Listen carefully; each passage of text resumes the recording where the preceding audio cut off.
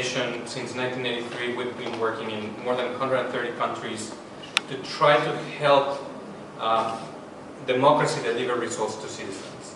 Ну і ми міжнародна організація, яка працює у всьому світі, більш ніж 130 країнами, ми допомагаємо демократії працювати. And this involves almost always two different but complementary things. One of them is in strengthening people's voices. І це вимагає два таких компоненти взаємодоповнюючі. З одного боку, це посилення голосу простих громадян. And the other side is sensitizing political parties and elected officials to listen and reach out to those citizens. І другий компонент – це те, щоб політичні лідери і державні діячі вони дослухалися до потреб громадян і щось приймали рішення. And in Ukraine, we've been very fortunate to be here since almost since independence, since 1992. І в Україні ми працюємо майже від початку незалежності, починаючи з 92-го року. So these kind of exercises in which parties reach out to citizens, we see this as a win-win situation. І в таких ситуаціях, коли партії вони встановлюють зв'язок з простими громадянами, ми вважаємо, що це кроки, які приносять 100% успіх.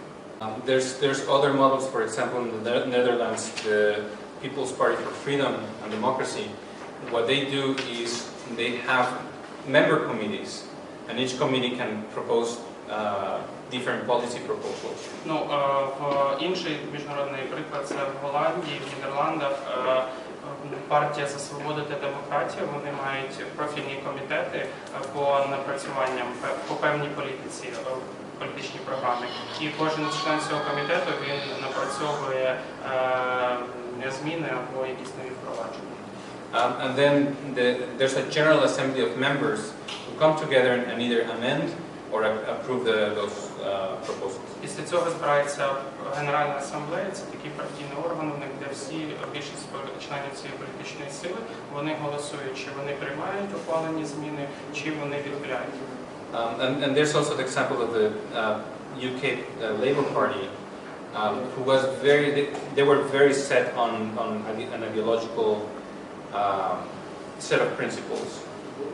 І також є приклад з Великобританії, партія лейбористів, які були дуже ідеологічні.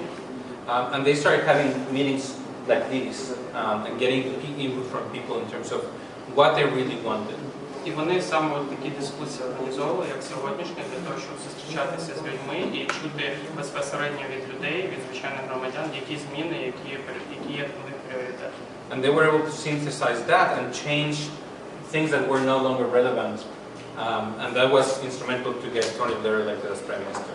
І після цього вони могли модифікувати ті речі, які вже громадяни не розглядали для себе пріоритетними, і це той шлях, яким чином обрався фактично Тоні Блер і здобув підтримку. And it goes from the US model in which you have a very decentralized process. In every state, the party decides how they're going to select their candidates. І в цьому досліднику є багато міжнародних прикладів, які починаються з Сполучених Штатів, де є дуже децентралізована система праймеріс, коли кожен штат він самостійно вирішує, яким чином він обирає кандидатів. So in some states you have actual primaries in which you have 3-4 candidates, and the members of the party can go and say, I want to vote for her. І, наприклад, в деяких штатах є 3-4 кандидати на праймеріс, і кожен член цієї партії в штаті він може піти на ці вибори і проголосувати за певного кандидата. There are other states where they have a more consultative process, but they call it caucus. And what they do is they go to a place like this, and then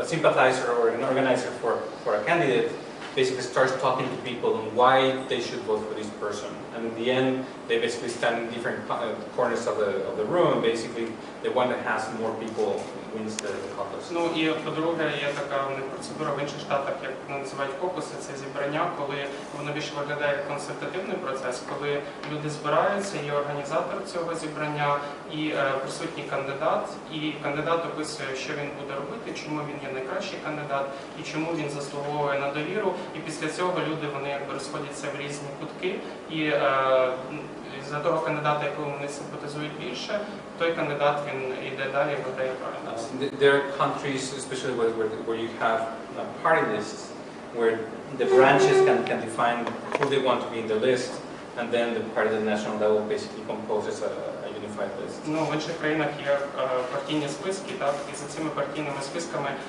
регіональні осередки партій, вони вже подають своїх кандидатів, а потім партія на національному рівні вирішує, як цей список складається. And there are some countries, especially like there's the idea of open list is very in fashion right now in Ukraine. There are countries where the party says, this is the list of people we want to be candidates, but we want citizens to order that list. And they basically have a primary in which I can say, I want to vote for her, and the person votes for him, and then the citizens themselves order the final order of the list. Так, і в Україні зараз дуже така популярна ідея відкритих партійних списків. Ну так, є багато країн, які використовують цю виборчу систему, за якою партії вони просто подають список своїх кандидатів, але вже громадяни формулюють прихильність за цими кандидатами, і громадяни, голосуючи, проводять до парламенту того кандидата, за який вважається їм найкращим. There's one thing that is key to both answers is making the process as fair as possible and as open as possible so that people understand and agree what the process is.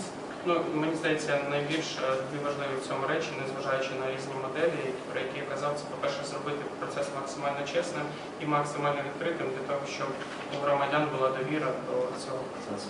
So you don't want to get into a situation where a member of the party comes and says, I'm not being listened to, I'm not being heard. І ви не хочете почути, прийти до такої ситуації, коли член будь-якої політичної сили, він може прийти і сказати, що мій голос не був почутий. And in terms of candidate selection, you want to get to a point where all the candidates, depending on whether they win or lose, they agree that the process was fair. І потрібно, щоб всі кандидати, які приймали участь в цьому процесі, неважливо, чи вони виграли, чи вони програли, але щоб вони погоджувалися в тому, що процес був чесний та відкритий. Because that will let the party go to the general election stronger. І тоді це надасть партії змогу, приймаючи участь вже в загальних виборах, бути більш сильнішою і об'єднаною.